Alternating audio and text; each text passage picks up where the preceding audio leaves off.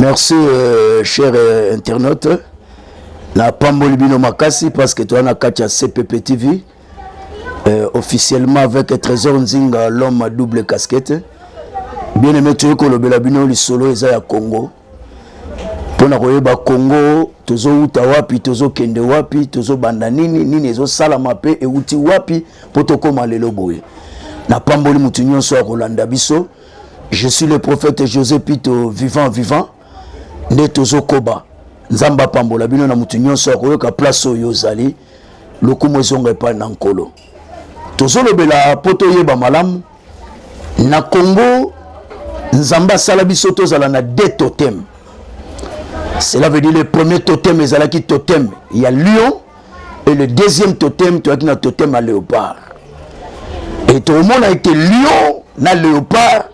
Bazaba nyama ya zamba mi balé oyo ba konzaka zamba. Balobi bien le lion yazali le roi de la forêt azo konza. Mais bango mi balé moko lalaka na zamba, moko lalaka na savane. Cela veut dire le lion est dans la forêt et le léopard est dans la savane. Le lion type naye ezalaka un animal oyo atakaka liboso.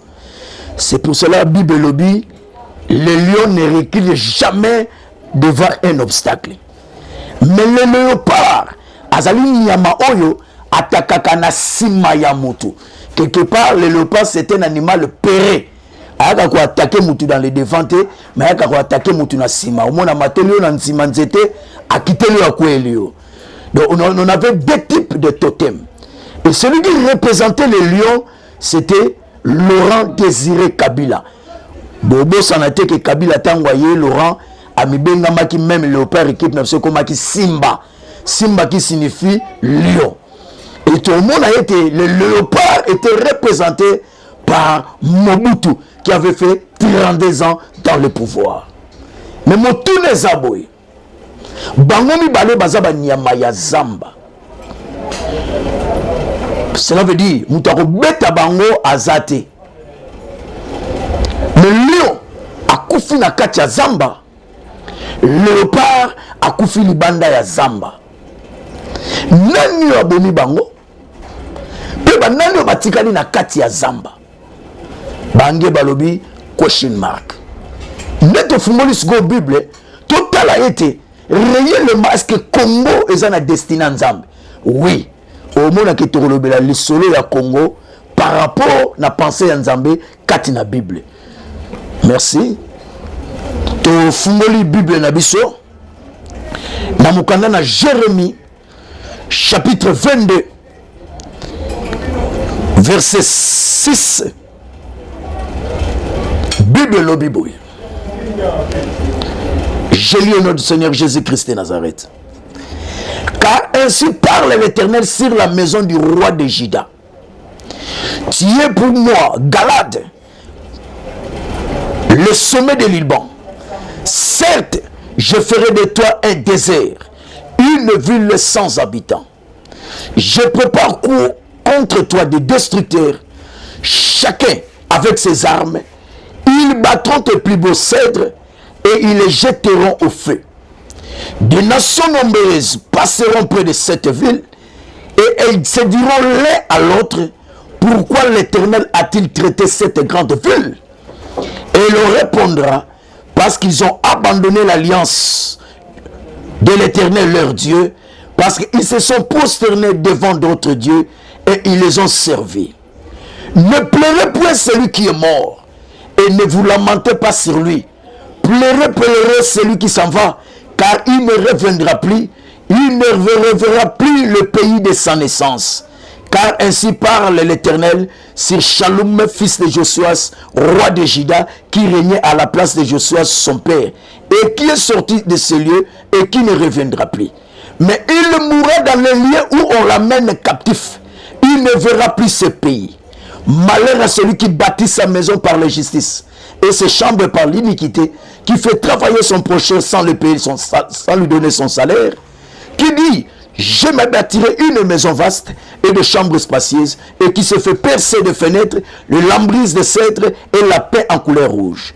Est-ce que tu règnes parce que tu as de la passion pour le cèdre? Ton père ne mangeait-il pas, ne buvait-il pas? Mais il pratiquait la justice et l'équité, il fuirait. Il jugeait la cause du pauvre et de l'indigent. Il fit errer, n'est-ce pas là? Mais connaître, dit l'Éternel. Mais tu n'as des yeux et un cœur que pour te livrer à la cupidité, pour répandre le sang innocent et pour exercer l'oppression et la violence. C'est pourquoi, ainsi parle Josuas, si Joachim, fils de Josuas, roi de Juda, on ne le pleurera pas en disant, et là mon frère, et là ma sœur, on ne le pleurera pas en disant, et là Seigneur, mais elle a sa majesté, il aura le sépulcre d'un âne, il sera traîné et jeté hors de portée de Jérusalem. Amen. Bien aimé, le Nzambe lobeli biso. Et lobeli biso sur le Congo. Dans verset 6, balobi, mais bandeli Nzamba zoloba, yo zalaki galade, na pesa yo bomengo nyonso, na pesa yo nyonso. Mais, sauf au BBC. Au BBC pourquoi? Au BBC parce que Okeiko se prosterner liboso banzambe mosusu. Cause ya Congo et bandi wana. Nani amemaki cause ya Congo? C'était le léopard Mobutu. Vous vous souvenez? Nakati, na Nations Unies, na 74, Mobutu a fait ce discours à lobby entre les frères et l'ami. Le choix est clair. J'ai choisi le frère. Le frère, c'était qui? L'Égypte. Atiki, Israël. Égypte, il a dit qu'on représentait le pharaonisme, ils ont représenté le primakuria, les occultistes. Mais Bazuba Sundoli, Ozalaki, Israël. Oh, Nzamba Lobi, liboso na Israël. Je menacerai celui qui te menacerait et je bénirai celui qui te bénira. Tangu totiki Israël, to sundoli Nzambe, to kena prima kuria, to kotisi occultisme, bitumba e bandi. Cela veut dire Nzamba lobi awa ne bande labi. Batu bakoloba, pourquoi ba betre ba bongisi makambo nyonso? Parce que batiki Nzambe, bakeko salela Satan. Et puis bitumbe bandi abina kopesa mutu na mutu arme. Nde bitumba ya Kivu bandi, ba mboka mususu koti et bandi ko bondisa Congo pour na kozwa oyo nini ezali richesse ya Congo. Tango bandi ndengwana, vous remarquerez na kacha RDC Congo, il n'y avait plus aux alaki ambassade ya Israël. Cela veut dire Dieu ne régnait pas parce que batika ki Nzambe bakeko salela prima kuria. Tango basalela prima kuria to koti na kati ya Zaïre. O Zaïre na Hindu elakisi moto. Moto e bandi badiso emblématique biso na kati ya Congo drapeau muta simbi loboko zo pela moto. To bandi ko pela moto. Au moins même musicien mo kilabi tozo pela me tozo zikati. Tangu Nzamba lobi bitumba e bandi léopard. Léopard a bandi ko régner. Tangu léopard a régner bitumba pe bandi kuna. Au moins Nzamba bina opesa mutu na arme po ba bundisa yo. Batu bazuba arme. Laurent Désiré bandi ko bundisa. Guerre est de bandi, bitumba bandi, séparation, léopard a kimi. Tangu léopard a kimi akeko lala nakati na mboka libanda. Oyo Bible lobi na biso est mentionné awa et lobi na biso boye. Abi, je prépare contre toi des décisions, chacun avec ses armes. Ils battront tes plus beaux cèdres et te jetteront fait. Des nations nombreuses passeront près de cette ville. Bamboka ne se comme sakana na Congo. Tant que sakana na Congo, Nzamba lobeli malobasko ya Mobutu ya ngoyo. Abi, ne pleurez pas celui qui est mort. Ne vous lamentez pas sur lui. Pleurez celui qui s'en va, car il ne verra plus. Il ne verra plus le pays de sa naissance. Car ainsi parle l'Éternel sur Shalom, fils de Josué, roi de Juda, qui régnait à la place de Josué son père, qui est sorti de ces lieux, il n'y reviendra plus. Mais il mourra dans le lieu où on l'amène captif et il ne verra plus ce pays. Ça veut dire Mobutu, bah memie na Maroc, bah que kuna le na captivité, à que qu'on vanda kuna, à mon asumboka na yeti. Pour nini, ma beya salaki, aponaki, ozalaki, Égypte. Tant qu'on poni Égypte à côté de ce prima Kouria. Tant que prima Kouria est et bandi ko régner, Kabila le père à Kotina Munduki. Tant qu'on Kotina Munduki a changé totem. alongoli léopard akomisi biso na lion mais batikeli biso kaka eloko moko ezalaki devise ezalaki paix justice travail bazolongola ngo te batikali nango ntango batikali achange alongoli drapeau azongisi biso bleu boyeba yango boye. Chaque drapeau a ses couleurs et les couleurs elles ont une signification. On avait la couleur verte na tango Mobutu, la couleur jaune na rouge. Vert est la ici fertilité. Jaune est la ici richesse et rouge est la ici le sang victoire. Alors le bleu, tant que comme une bleu et comme bleu rouge jaune. Bleu rouge jaune na étoile. Au monde bleu est la ici élévation. Rouge est l'axis victoire, jaune est l'axis talent et l'étoile est comme il brille. Et tant que mon étoile est briller, à côté sibiso, à longoli biso na léopard, à côté sibiso na nino na simba le lion. Mais vous remarquerez la bino ne bandeli, léopard a koufi li banda zamba. Et lion a tandi. Tant que lion a vandi, Bible bandi koloba masolo na ye. Et le biboye. Malheur. Olieba loba malamoko masolo ya Kabila le père. Ba yekolobe la Kabila le père en travers les fils. Oyo zalaki Joseph Kabila. Mais tala erreur Joseph Kabila a salé. Joseph Kabila a mi bengami. Kenga nazali mwana ya lion. Il fallait qu'il atikala ki mwana Kabila. Il fallait qu'il atikala l'identité ya Kabila. A salé nini? A l'identité à Kabila. Est-ce que lion peut engendrer le léopard? Et comment on a été Kabila le père a commis léopard. Déjà contradiction côté. O batuba lobaka, asaki moi nae papa abotaka mwana, lion abotaka lion. Kabila le fils a longoli combo ya lion a commis léopard. Mais à Bongoli, au lieu de la paix, justice, travail, à la justice, paix et travail. Et si qu'on Nzambe a l'obélier à travers papa naye, mais à travers yena kati, à l'obi naye, à celui qui bâtit sa maison par l'injustice et ses chambres par l'iniquité, qui fait travailler son prochain sans le payer, sans lui donner son salaire. Qui dit, je me bâtirai une maison vaste et des chambres spacieuses, et qui fait percer des fenêtres et de l'embrise et de cèdres à la paix. Bobo sanité, tangwa yawa, ayelbiso siluba, 5 chantiers. Nzamba lobi, yozana mawa. Ozo sali sabatu misalo futara bangote. Ozo sala banda kwa mini nozo tonga 5 chantiers, nozo tonga ngona justice na makila ya bateau. Est-ce que tu règnes parce que tu as de la passion pour les cèdres? Ton père, bando yepsaye. Tata na yo, ne mangeait-il pas, ne buvait-il pas? Mais il pratiquait la justice et l'équité, il ferait. Kabila le père, à Lukaki Congolais, à la Nessengo. Au bout, ça n'a été $100, bazo futa, mutazo tia provision. À ça dit qu'on Luka et Sengo, il y a Congolais et Zala. Mais le problème est que yo tango yo ye, banzamba zo tuna, ozaki na mawa. Abi il jugeait la cause du pauvre. Kabila zako sala ngobola. Na mozui. Bazo landela bato abozui, babola bazaki ya kotombwama. Abi l'indija, il fit errer. N'est-ce pas là me connaître, dit l'Éternel? Mais tu as des yeux et un cœur pour te lever à la cupidité, pour répandre le sang innocent et pour exercer l'oppression de la violence. Violence est koti, batuko kufa, abandiko boma batu, abandiko sala nyoso. C'est pourquoi ainsi parle l'Éternel. Si Joachim, fils de Joseph, roi de Juda, on ne pleurera pas en disant, et là mon frère, et là ma sœur, on le pleurera en disant, et la majesté, et la Seigneur, et sa majesté. Remarquez, bisole ces oraux banine, Kabila, azali mopaya, Kabila aza mutute, bakotika la rolela ete ndeko na biso, bakotika rolela ete, babito rolela aza mopaya, aza kuti chef ite, to bua kaye, arubi akozala na lelita lokola mwana mpate. Alongoli, mais Kabila le père, qui était lion, akufi na katia zamba, nana bomi bango. Vous remarquerez les bandeli, babandona ki nzambe, nzambe muta bomi bango bango moko.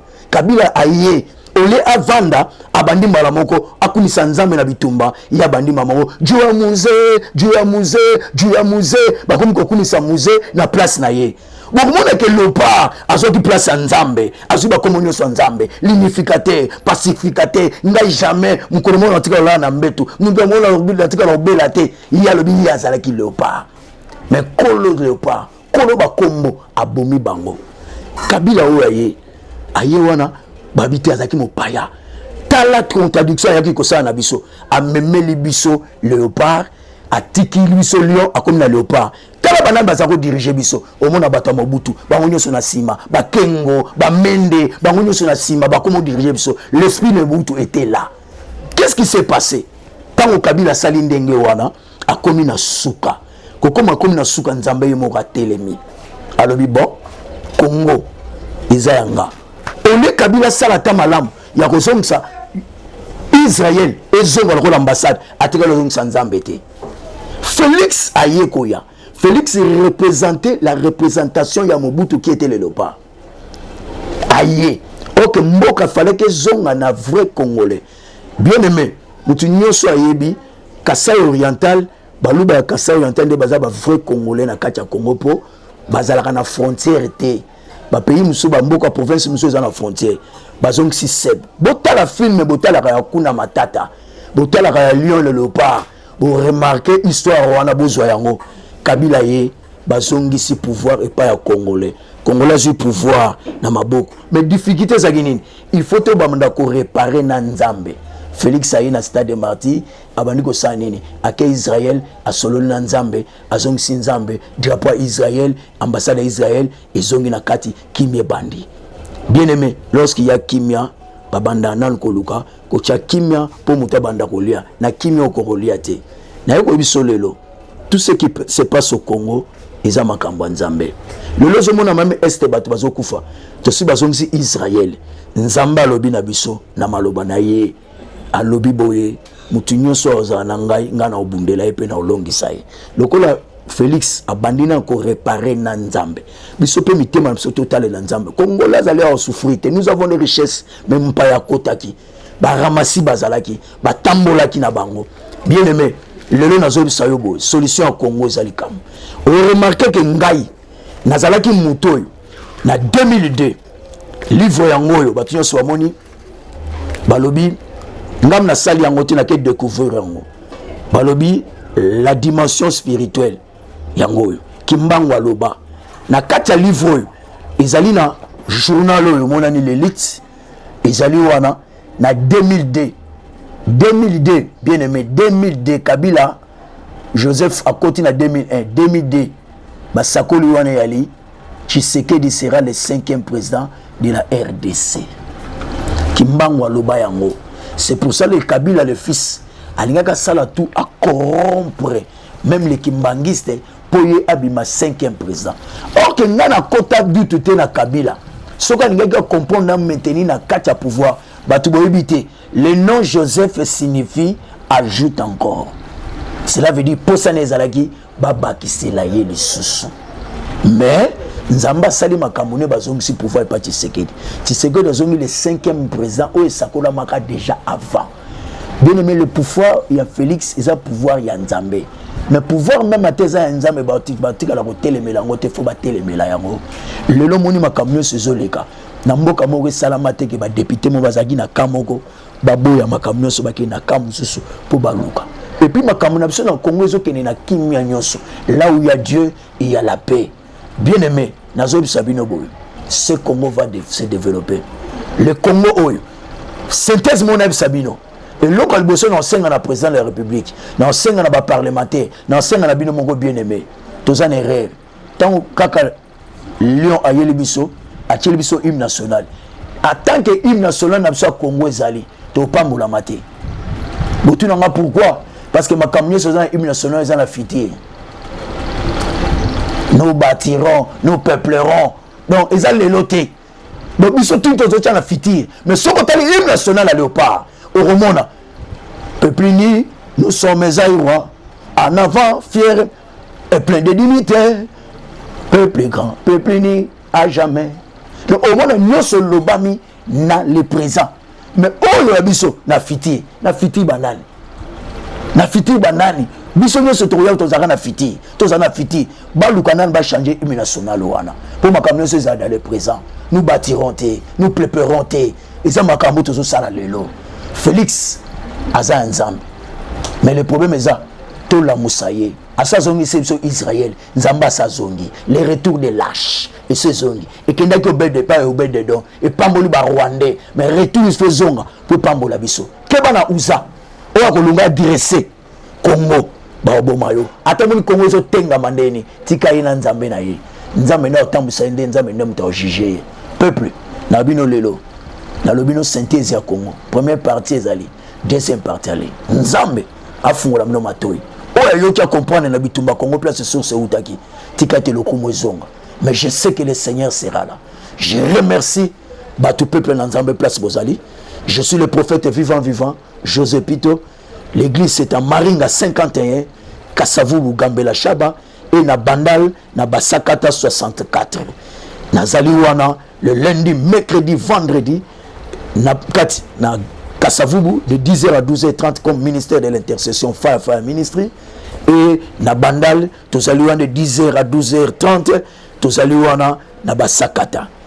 Nazo remercier peuple Nzambe pe na remercier batu nyonso et nazo pesa mbote à ma chère et mon cœur qui est Fleur Boula place Yazali Nzamba Pambola famille nyonso Boula place Bazali bango nyonso Nzamba Pambola famille Tulengi ba Pambola ma famille nangai maman nanga qui avait totalisé 80 ans à Paris papa nanga o azape na France bandeko nanga Kati Kalombo Danik na 4 na France na Pamboli batu nyonso pe bana nyonso ya ministère na Pamboli et nazo pesa mbote mingi na mwana nanga sou Marie Paul na Pamboli Paul Chat Maman Solange na Pamboli CPP TV officiel où ezali bongo Trésor Nzingi l'homme à double casquette yende somoni bilili omoni makamyoso et le grand journaliste Steve Kongolo placé azali nazo pambola bango sou makasi koleka tika ete Nzambe apambola bino maman Nelly na Belgique na bosani yote papa Dani Kalema na États-Unis couple wana